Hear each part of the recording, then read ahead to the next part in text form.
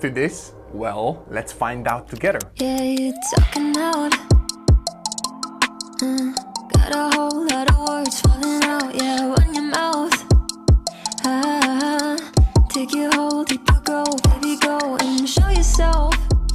If you want to transform your bedroom into a YouTube studio, into a photography studio, there are a few tips and tricks that we can implement no matter the size of the room. In this case, what you want to make sure is that if you want to decorate, if you have the possibility to decorate a wall, then you start with a plain one and then you build it up from scratch. Otherwise, we can use some gimmick to then make our background a little bit more interesting. And in this room, there is, let's say, a problem. So I have windows all the way in this side, but I do not want to use windows, especially with recording videos, because the light will change every single time and will not be feasible. So there's gonna be a Forza 150 by Nanlite as a key light, and then I'm gonna try to use actually this part as a background. This is because this is the only area of the room when there's not the bed in the middle. Otherwise, every other kind of combination will be a little bit difficult because there is the bedroom, which actually takes a massive space. So try to find, let's say, a corner or a corridor where there is no bed, you don't have anything in between, and you want to have the longest diagonal, the longest corridor possible, because you want to have the camera further away, then you want to have yourself in the middle, and then you want to have the background that is at least, let's say, 2 or 3 meters away from yourself, so that you can create the bokeh effect, right? This kind of blurry background. So in this case, the first thing that you want to do is that understand this kind of corridor, which is going to be this one for me. And then you want to place the camera on top of a tripod, eventually with a monitor, or you can control it with your phone if you can, as far as possible, let's say from the background. We're probably going to place it here and then moving afterwards. And then you want to place yourself with a chair maybe in the middle, or 1/3 or 2/3, depending on what kind of lens you're using. Right now I'm using here in my Sony a7 III and 55mm f1.8 by Zeiss by Sony, because it's extremely sharp and I love to record my YouTube videos with this lens. And then in the background, it's not nice if you just have a plain background. So what you can do, there are a few tips and tricks. For the first tip that I can give you, in case you are a tenant as well, if you cannot drill the wall, you can use maybe some strips like in this one to then attachable holders that you can use to put maybe lights or to put some small object, or maybe you can use frame as well to make the background a little bit more interesting. So in this case, we can put this one right here. And then you can put anything that you want, that it could be small, that could represent your business or something else, just to make it a little bit more movement. Actually, having plants in your frame is extremely important because they just look great. I don't know what it is about plants, but they just look amazing. So in this case, I'm going to use in one corner, one plant, and then maybe we're going to use this one, but then I'm also going to show you another type of thing that you can use, which is a little bit more expensive, but it's super cool. And then on the other side, the best way would be to have a light that is actually contrasting our key light. So our key light is, let's say, simulating a sunlight, which is 5700 Kelvin or something like that. And then maybe we want to have a yellow light that is actually pointing towards us, where we're going to sit right here. And then it's going to help us separate from the background and have a little nice yellow reflection on the opposite side. And to create this effect, I can use a Nanlite Forza 60B, which is one of my favorite lights because it's extremely small and can be white and can be also yellow. So in this case, I'm just going to put it right here in the corner, and then on top there is also an FL11. This is a modifier for the light that it helps me create kind of a single source of light, a single beam of light, which we don't really need, but is more about that this kind of setup I think looks great in a background. So I've got a cable that is coming from the bottom, and then I'm just gonna attach it to the Forza 60. There you go. Now it's turning on, and we're just gonna make sure that this is yellow. There you go, and now it's 16%. Now let me just take a chair so that we start to see what we get as a background right now. All right, so I positioned the chair right here. And now I'm gonna position the other camera so that I can see the light on one side and the plant on the other side. If they're not matching, maybe I can push this one a little bit towards this side and the plant a little bit more in. There you go. I think that looks fine. All right, so let's just have a look on how it is right now. And this looks pretty great already. You can see this kind of separation here, this kind of yellow reflection that is coming from this light. But then what we can do to actually add something this setup is that this plant should be a little bit lightening up, and we can use some fairy lights. I have already put some fairy lights there, and I paid like $2 Primark, where you can buy them anywhere on Amazon. They're super cheap, but they're super amazing. And if you've been following me for a while, you know already. So let me just turn them on. So you can see they actually create an amazing effect with this blur thing. But then the huge difference is actually the thing that is going to change the most is the lighting. So now I want to just grab the Forza 150 that I have right behind here. And then the key concept when we talk about lights is that you want to have the key light 45 degrees towards your face, higher than your eyeline. This is because we'll create amazing shadows and natural shadows, and it won't create like a flat face like if you had it straight on you. So in this case, I'm just gonna probably decrease a bit its height. And now let's have a look together. Okay, maybe this is a little bit too low, so we're gonna bring it up. There you go. And then what you want to do is that you want to obviously make sure that it's not too bright. So in this case, a little bit too bright. Just going to decrease maybe. Here in this case is super bright. This is only 16%, and I think this looks pretty damn good. There is one more thing that you can do to enhance the scene, or let's say change the vibes of the scene, and this could be using some panels behind actually the wall. So you're gonna cover the wall in case you don't want to use that, but you don't have to drill the wall, because this panel that I'm gonna show you are very easy to use, and I'm just gonna position them on top of the wall without having to drill it. Obviously, if the house is yours, definitely drill them, because they're safer rather than using these kind of strips that I've shown you before. So these are actually amazing acoustic panels that the Wood Veneer Hub gave me for free to decorate my room and to use as my YouTube background. And I'm incredibly happy with this because they look great. And I just want to show you now that I'm going to position it in the background, the result that we're going to have. Okay, now that I repositioned all the panels, I'm just going to turn back on this light. Maybe make it a bit higher. And this is the final frame that we got, just adding this amazing black wood, kind of dark, moody panels in the background. It's completely different than before. I personally love this because I like more moody, black type of photos and videos. But then there is one last thing that you can do if you want to improve your frame, is that you can add an extra light behind you just to have a little bit more movement in the background. So I have actually a bed lamp that you don't see, but I'm just gonna turn it back on here.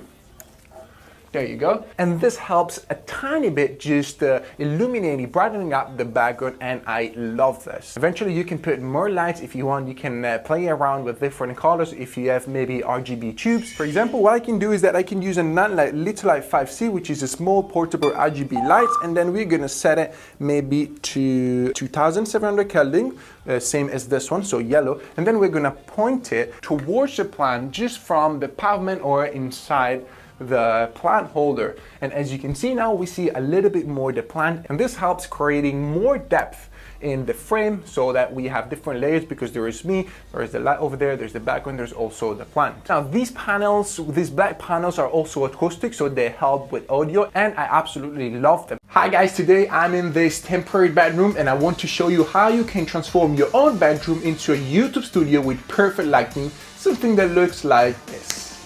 Not bad, right? Okay, let me show you the process on how I created this. All right, so let's see how we can adjust this huge mess and make it into a YouTube studio today. So the first thing that you want to check when you are in a new room is the longest point, the longest diagonal. So in this case, it probably will be between there and there, or between here and probably here. And then the second thing is you want to understand if there's any potential background that can work. And in this case, the only cool thing that I can see is there, because I don't have any frame on the walls there, so I cannot use them, otherwise it'll be too flat. If I have identified that part as my future background, then I want to put the camera in exactly opposite side and try to keep it as far as possible. So I set it already on a tripod and I set up the monitor on top so I can see myself and I can see the entire scene. Then the next thing would be to understand where the lights come from. So we have two options here. Either you use a professional lighting or you can use a window. The window has to stay 45 degrees towards yourself. So in this case, if I'm staying like this, that will be perfect for the camera, right? So 45 degrees towards your face. In the same spot, I'm gonna place my light. But first, because I want to control the light as much as possible, I'm gonna close the window. Okay, now I'm looking at the camera. This will be, let's say, the first kind of frame that I'm looking at, and it looks pretty ugly. So I want to try to adjust as much as possible. So one of the first elements when you want to make a YouTube studio is that you need to put in order the background. All these kind of things, they need to disappear, and you need to control your full background. So because these two are the only two parts that you can see on camera, I want to make sure to tie these up and then put some objects that might be interesting either to the audience or just to make it interesting because it looks cool. So some plants that I want kind of always work, and then for photographers the best way is to just showcase photography gear. Very classic, but it works almost every time. So I'm going to use 2 lenses. And then I want to put one of the 2 plants maybe in the center, one lens on one side and then the other lens on the other side. And then on the top part, I found this kind of little thing that I like it and think could look cool. So I'm just gonna put it here. And then I have a YouTube sign. And then there is this little humidifier and another little plant right here. If you're making a YouTube video, maybe you want to have like a table right here. And then we can move that table maybe here, so I'll be able to have a support. It's not necessary, you can just talk to the camera directly, but then yeah, it's not bad. So I can take that table, but then I'm gonna miss something in the background, because if I remove this table, I cannot use this as a surface to put objects and to create depth. So I'm probably gonna need another table, and I might use the bed table instead. So let's make this switch. Table goes here, bed table goes there.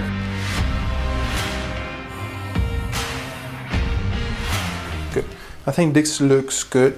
And then it's very important to have something in the back right here, so I can use any objects to create depth, especially because I don't have like this side here, so I can place something right here. If you have any frame, that would be great as well, some cool frame that you can see in the shot. Otherwise, I'm just going to use this bed table and maybe try to use books. I think here books will look good. We want to make sure that we can illuminate these parts and this part.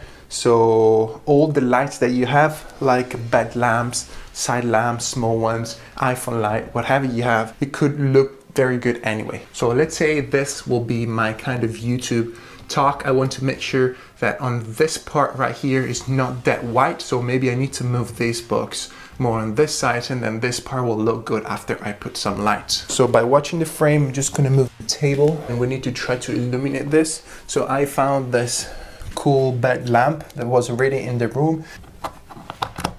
And then I'll probably need, okay, I'm gonna take this plant actually and put it in the table so we can create a foreground element that will be close to me. Then I'm gonna use the computer here.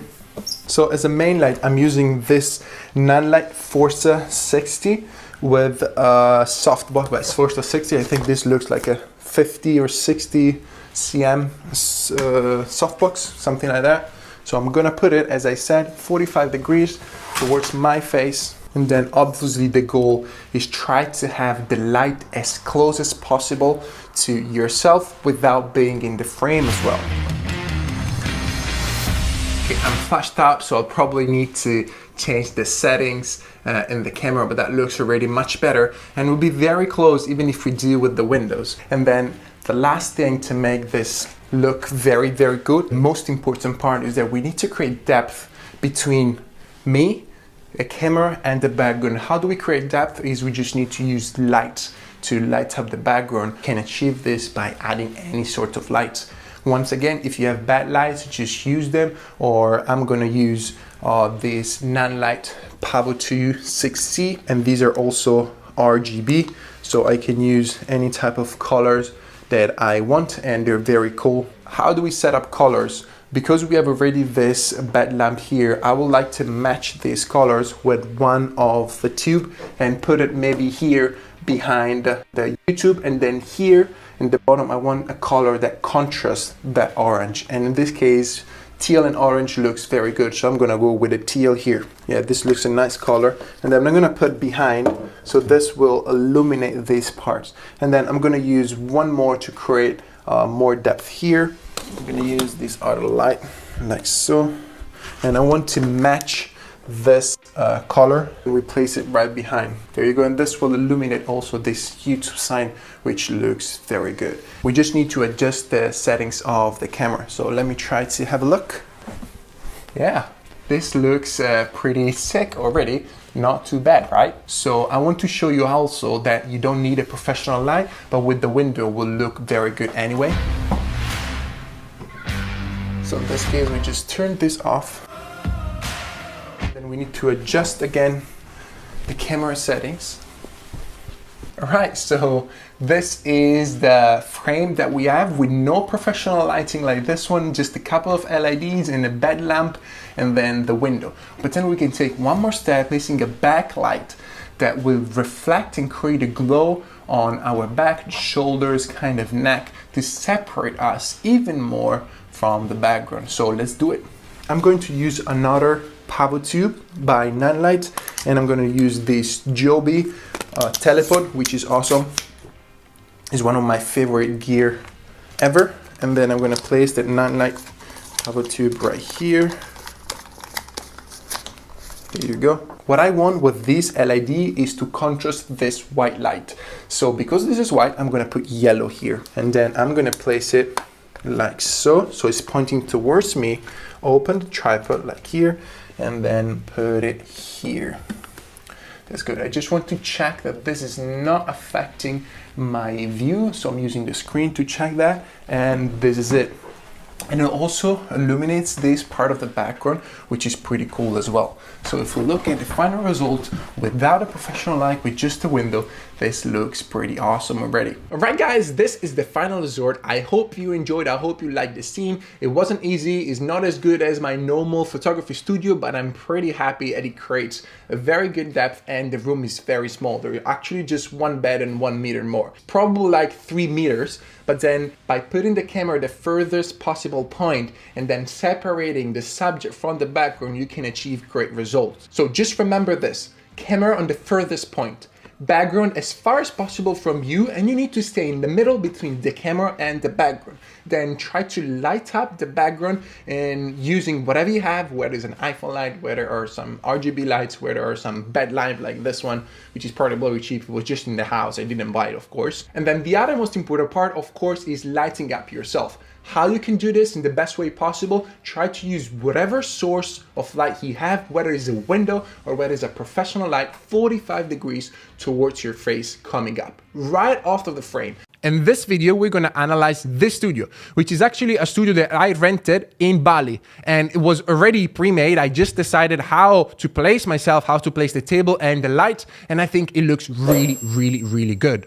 Now, the first thing that you can notice, as always, that there's going to be a pattern. Everything that we mentioned in the previous lessons also is going to apply to this studio setup. As always, we have the key light 45 degrees towards ourselves, so it's not straight, but is a little bit more towards the side. And then opposite the key light, we have another tube light. This is a Godox tube light that is actually set on cyan color, on teal. I want to contrast with the other one that I put right there, which is a Littelite 5C by Nanlite on a yellow warm, on a warm yellow, which I think looks really good as a contrast. Again, is a theme that you can see among my studios. I really like this setup. Teal and orange is very classic combination of colors, and I think it works great. Then there is another light on top right there, as you can see, but I decided to keep it off. Potentially we can have it on, but I would have loved to have it in frame, but because it's a little bit too tall, I cannot have it in frame. Then we have a beautiful wooden table that I really, really like. I wish I had this one also in my other setups. I wish I had a different table, but again, because I'm always traveling, I cannot have a table all the time with me, so I need to go with the flow. This time I have it, and absolutely amazing. On one side, I have the tablet, which is something that you can keep or you cannot keep. Right now, I can just see myself right here, because I'm using it as a second monitor. Then you can have it on one side, on the other side, that's totally up to you. You can have a laptop maybe in case you have some notes there and maybe you're not reading a teleprompter, that's totally up to you. Or you can also keep it clean, which I think looks pretty sick.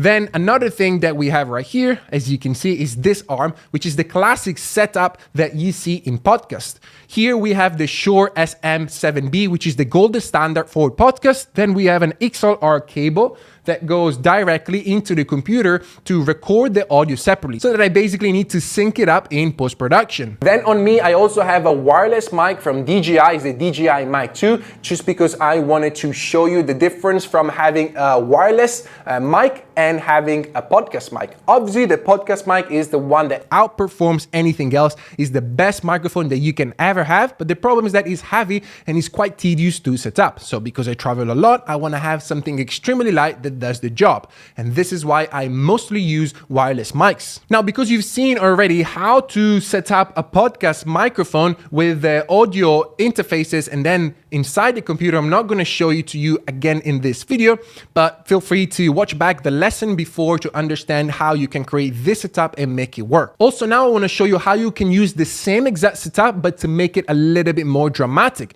And we do this by simply turning off the rim light that is blue right here, and that one that is just using as a backlight to create a bit more depth. Now, depending on what you like, you can choose either option. It doesn't really matter. It's more about your preferences. I really like having a combination of color, and I'd really like to illuminate the background, but let me show you how it looks by turning these off.